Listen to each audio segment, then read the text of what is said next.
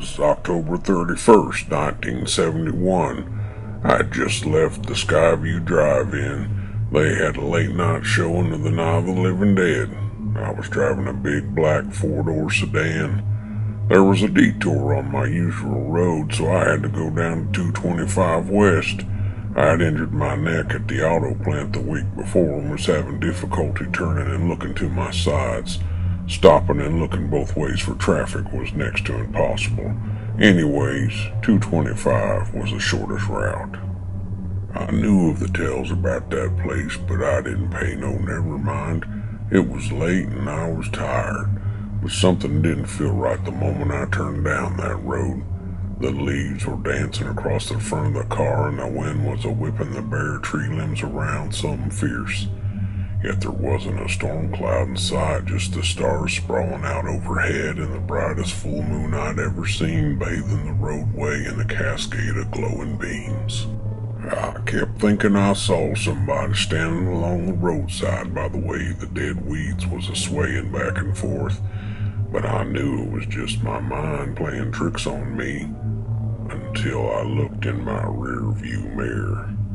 I saw a face in the glow of my taillights. How I managed to pass him without seeing him I cannot explain, but I thought to myself, why would somebody be walking out here in the middle of the night? I slowed down and pulled to the side to give him a lift. I could see him in the side mirror coming towards the car. He was all lit up in the red of my taillights.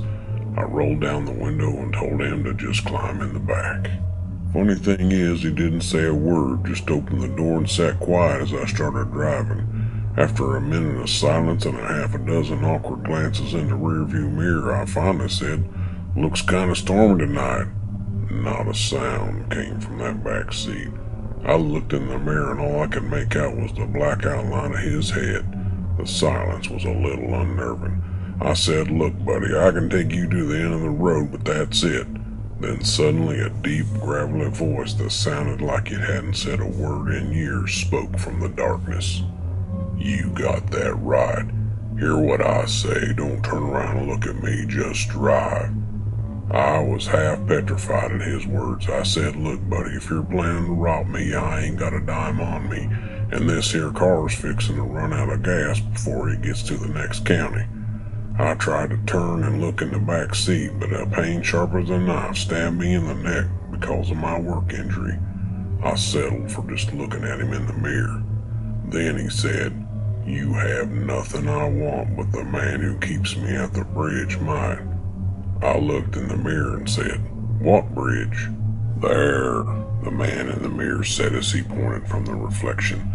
I guess I was spending too much time looking in the mirror, because when I looked to the road I could see it coming up fast and silhouetted against the night sky, the iron beams rising like giant dead grasshopper legs. Monkey Jack Bridge. I let off the gas and slammed on the brakes. The tires locked up as I caught the gravel of the road and we slid across the wooden planks to a stop in the middle of that there bridge. We sat there in the dark. The only sound was the water babbling beneath the bridge.